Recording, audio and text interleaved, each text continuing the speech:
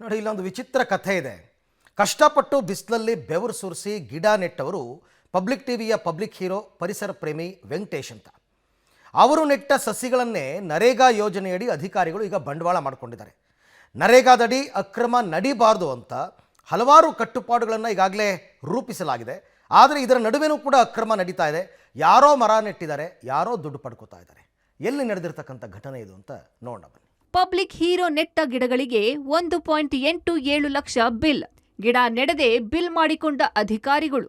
ಇವರು ಚಾಮರಾಜನಗರದ public hero, ಪರಿಸರ ಪ್ರೇಮಿ ವೆಂಕಟೇಶ್. ಈಗಾಗಲೇ ಜಿಲ್ಲಾದ್ಯಂತ 10,000ಕ್ಕೂ ಹೆಚ್ಚು ಗಿಡ ನೆಟ್ಟು ಹೆಸರು ಕೂಡ ಪಡೆದಿದ್ದಾರೆ. 2 ವರ್ಷದ ಹಿಂದೆ ಚಾಮರಾಜನಗರ ಹೊರವಲಯದ ಬೇಡರಪುರ ಬಳಿಯ ಚಾಮರಾಜನಗರ ವಿಶ್ವವಿದ್ಯಾಲಯದ ಬಳಿಯ ರಸ್ತೆ ಬದಿ ಹಾಗೂ ಆವರಣದಲ್ಲಿ ಸುಮಾರು 400ಕ್ಕೂ ಹೆಚ್ಚು ಗಿಡಗಳನ್ನು ನೆಟ್ಟು ಪೋಷಣೆ ಮಾಡಿದ್ದಾರೆ. ಆದರೆ ಸಾಮಾಜಿಕ ಅರಣ್ಯ ವಲಯದ ಅಧಿಕಾರಿಗಳು 2024-25ರ ಸಾಲಿನಲ್ಲಿ ಗಿಡ ನೆಡುವ ಕಾರ್ಯಕ್ರಮ ಎಂದು ತೋರಿಸಿ 1.87 ಲಕ್ಷ ರೂಪಾಯಿ ಬಿಲ್ ಬರೆಸಿಕೊಂಡಿದ್ದಾರೆ. ವಾಸ್ತವವಾಗಿ ಪರಿಸರ ಪ್ರೇಮಿ ವೆಂಕಟೇಶ್ ಅರಣ್ಯ ಇಲಾಖೆ ವಿರುದ್ಧ ಗಂಭೀರ ಆರೋಪ ಮಾಡಿದ್ದಾರೆ. ಈ ಹಿಂದೆ ನನ್ನನ್ನು ಪಬ್ಲಿಕ್ ಹೀರೋ ಆಗಿ ಪಬ್ಲಿಕ್ ಟಿವಿ ಪ್ರಸಾರ ಮಾಡಿತ್ತು. ಆ ಒಂದು ಉತ್ತೇಜನದಿಂದ ನಾನು ಸಾಲ ಗಿಡ ನೆಡುವ ಕಾರ್ಯಕ್ರಮವನ್ನು ಮುಂದುವರಿಸಿಕೊಂಡು ಬಂದಿದ್ದೀನಿ. ನಮ್ಮ ಚಾಮರಾಜನಗರ ಯೂನಿವರ್ಸಿಟಿ, ಅಂಬೇಡ್ಕರ್ ಯೂನಿವರ್ಸಿಟಿಯಲ್ಲಿ ನಾನು 450 ಗಿಡಗಳನ್ನು ನೆಟ್ಟು ಕಳೆದ 2 ವರ್ಷಗಳಿಂದ ಬೆಳೆಸ್ತಾ ಇದ್ದೀನಿ, ಹಗಲು ರಾತ್ರಿ ಕಷ್ಟಪಟ್ಟು.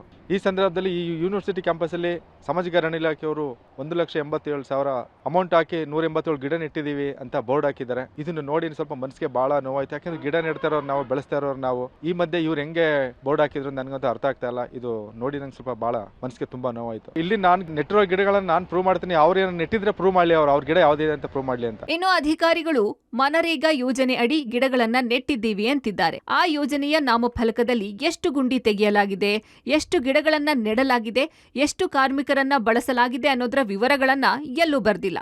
187 ಗಿಡಗಳನ್ನ ನೆಟ್ಟಿದ್ರೆ 1.87 ಲಕ್ಷ ರೂಪಾಯಿ ಖರ್ಚಾಗುತ್ತೆ ಅನ್ನೋ ಪ್ರಶ್ನೆ ಕೂಡ ಉದ್ಭವಿಸುತ್ತೆ.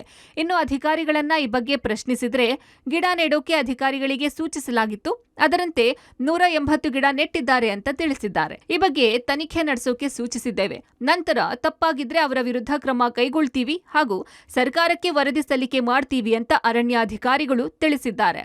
ಸ್ಪಾಟ್ ವಿಸಿಟ್ಗೆ ಹೋಗಿದ್ದೀನಿ. ನನಗೆ ಮೇಲ್ನೋಟಕ್ಕೆ ಹಾಗೇನು ಕಾಣಿಸ್ತಿಲ್ಲ. ಪ್ರೆಸೆಂಟ್ ವರ್ಕಿಂಗ್ RFO ಕಡೆಯಿಂದ ಆಲ್ರೆಡಿ ನಾನು ಅವರಿಗೆ ಕೊಟ್ಟಿದ್ದೇನೆ.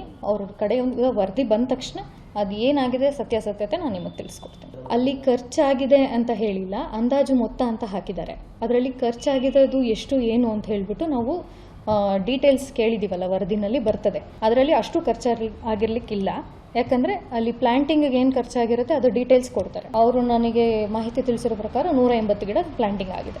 ಒಟ್ಟಾರೆ ಪರಿಸರ ಪ್ರೇಮಿ ವೆಂಕಟೇಶ್ ಗಿಡ ನೆಟ್ಟಿರುವುದು ಬಿಟ್ರೆ ಬೇರೆ ಯಾರೂ ಕೂಡ ಈ ಸ್ಥಳದಲ್ಲಿ ಗಿಡ ನೆಟ್ಟಿಲ್ಲ. ಇದ್ದರೂ ಕೂಡ ಬೆರಳೆಣಿಕೆಯಷ್ಟು ಗಿಡಗಳಿವೆ. ಅಧಿಕಾರಿಗಳ ಪ್ರಕಾರವೇ 187 ಗಿಡ ನೆಡೋಕೆ 1.87 ಲಕ್ಷ ರೂಪಾಯಿ ಬೇಕಾ ಅನ್ನೋದು ಅನುಮಾನಕ್ಕೆ ಎಡೆಮಾಡಿಕೊಟ್ಟಿದೆ. ತನಿಖೆಯಿಂದಷ್ಟೇ ಸತ್ಯಾಂಶ ಹೊರಬರಬೇಕಿದೆ. Vijayakumar, public TV, Chamarajanagar.